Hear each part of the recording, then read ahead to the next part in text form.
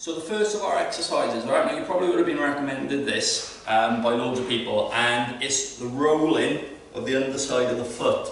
Okay, now all that does, it just tells the body that there's something going on down there. So what the body will start doing, it'll send some like nervous excitement down there, it'll start waking up some of the neurons in the underside of your foot, and what it'll also do as well, start sending a load of blood and heat. So we can start warming up kind of like the connective tissue and the muscle on the underside of our foot. Now, a golf ball or a hockey ball, or you can get a specialist foam rolling ball for this, works well. I meant to bring a golf ball in, but I completely forgot. So what I'm going to do is a nice round head on the end of this dumbbell, and I'm just going to use that. Okay, so all we're going to do, just using the end of the dumbbell, we're just going to go, and you can put as much weight through this as you want, and we're just going to go up and down. Okay, so at the moment, the point of the dumbbell is right on the outside of my foot. And all I'm going to do, I'm going to spend about 10-15 seconds up and down, just from the back of my heel up to where the ball of my feet is. Alright, so you're working kind of through the midfoot on this. Alright, and all I'm going to do now, I'm just going to move more to the outside so it's right into the middle of my foot now, okay? So again, if you have got flat feet, this is going to hurt. Alright, so start off by not putting a lot of weight through it. Use the wall for a bit of support. And again, 15 seconds in the middle, and then just move it to the outside. And about 15 to the inside, sorry. So now it's right under the medial arch. And again, just keep motion going through the foot. Okay? So, there we go. Foot rolling. If you do find some really niggly bits, work on them for a little bit longer. But we're just going to use that as our first little drill, just to warm stuff up and get things kind of excited and tell the body that there's something going to be happening down there. So, there you go. Give that a try. Okay, so for the next one, we really need to start waking our calves up, guys. I can't stress this enough, alright? So we're going to start working our gastrocnemius up, alright? Now, if we want to be able to send a signal through our hips, so we kind of go into supination and inversion of our foot, so we teach it to lock up, our calf, and especially our medial head of our calf, has got to start working, alright? So we're going to look at a calf stretch. So we're going to go into a calf stretch. But we need to get motion, right? You can already be flexible in this, but what we need to do is get good, dynamic, pure motion from the calf, all right? So what we're going to do, we're going to go knee up, and you're going to keep the heel of your back foot flat. And then all we're going to do is from the middle of the stance, is we're going to take our knee one side, other side. Okay, we're going to keep our hips forward as much as we can, and we're going to maintain a stretch of our calf all the time. And just a nice fluid swing, don't go too fast. Alright, I'm just going to spend about 20 seconds on this.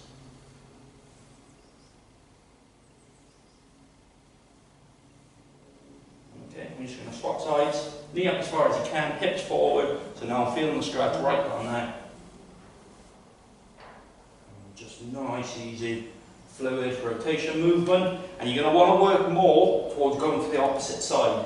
Alright, so that's what's going to teach your foot to lock up, and that's what's going to give you the better stretch of what's called the medial or the inside head of your calf.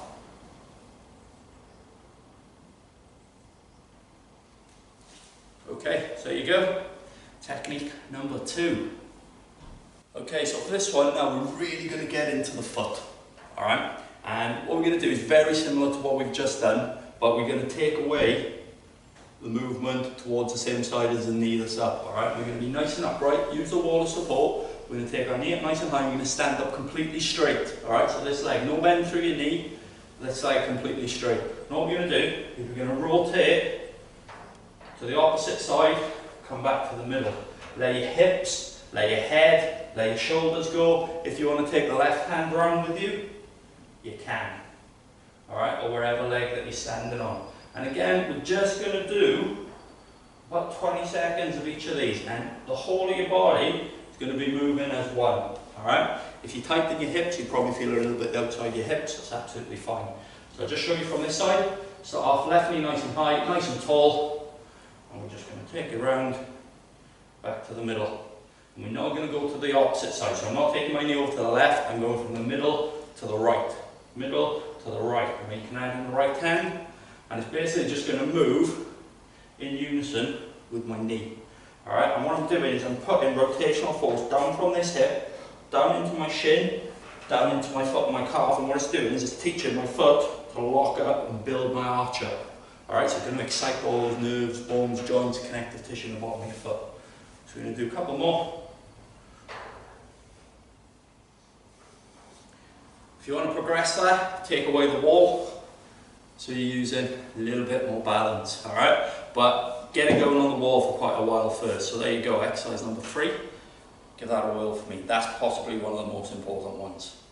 Okay, the other one we're going to do is just a balance exercise. Now, what I want you to try and do with this is try not to put this right leg down under any circumstances, okay? The reason being is we want to use that adjustment and your body's natural kind of